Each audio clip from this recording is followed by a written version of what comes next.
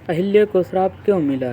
सतयुग की बात है। ब्रह्मा जी ने अपनी दिव्य शक्ति से एक अत्यंत सुंदर कन्या की रचना की। उस कन्या का नाम था अहिल्या। कहा जाता है कि अहिल्या इतनी सुंदर थी कि देवता, गंधर्व और ऋषि भी उनकी सुंदरता की प्रशंसा करते थे। अहिल्या जब विवाह योग्य हुई तब ब्रह्मा जी ने उनका विवाह महान तपस्वी महर्षि गौतम के साथ कर दिया। अहिल्या और गौतम ऋषि का जीवन सुखपूर्वक बीत रहा था। दोनों आश्रम में रहकर तप, यज्ञ और धर्म का पालन करते थे। उधर देवलोक में देवराज इंद्र ने अहिल्या की सुंदरता के बारे में सुना। उनके मन में अहंकार और आकर्षण उत्पन्न हो गया। वे सोचने लगे कि इतनी सुंदर स्त्री किसी ऋषि के आश्रम में क्यों रहे। धीरे धीरे यह आकर्षण एक गलत इच्छा में बदल गया।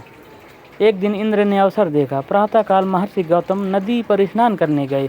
इंद्र ने अपनी मायावी शक्ति से गौतम ऋषि का रूप धारण कर लिया और आश्रम में पहुंच गए। अहिल्या ने उन्हें अपने पति समझकर आदर दिया। कुछ ग्रंथों में वर्णन मिलता है कि अहिल्या उस छल को समझ नहीं पाई, जबकि कुछ कथाओं में कहा गया है कि कुछ संदेह हुआ, लेकिन वह पूरी तरह सत्य को पहचान नहीं सकी। जो भी हो, इंद्र का यह कार्य छल और अधर्म से भरा हुआ था।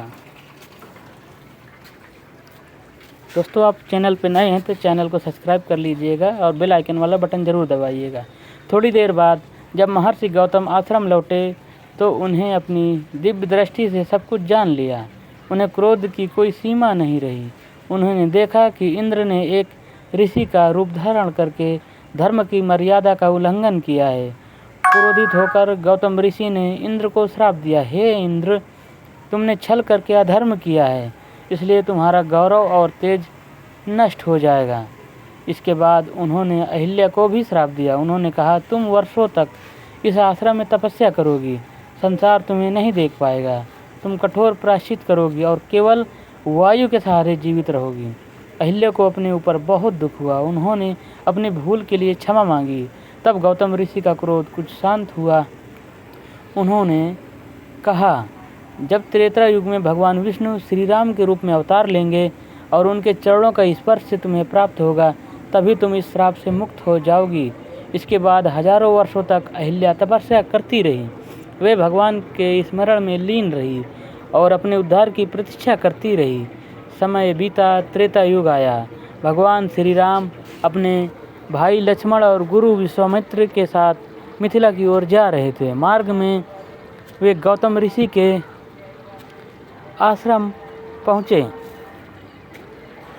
विश्वामित्र ने श्री राम को अहिल्या की कथा सुनाई। भगवान श्री राम आश्रम में प्रवेश किए। जैसे ही उनके पवित्र चरणों का स्पर्श अहिल्या को मिला, उसी क्षण उनका श्राप समाप्त हो गया। उनकी दिव्य स्वरूप प्रकट हो गया। चारों ओर प्रकाश फैल गया और देवताओं ने पुष्प वर्षा की। अहिल्या ने हाथ जोड़कर भगवान श्री राम की स्तुति की और उनके चरणों में गिर पड़ी। कुछ समय बाद महर्षि गौतम भी वहां पहुंचे। उन्होंने अहिल्या को क्षमा कर दिया और दोनों का पुनर्मिलन हुआ। इस प्रकार भगवान श्री राम की कृपा से अहिल्या का उद्धार हुआ।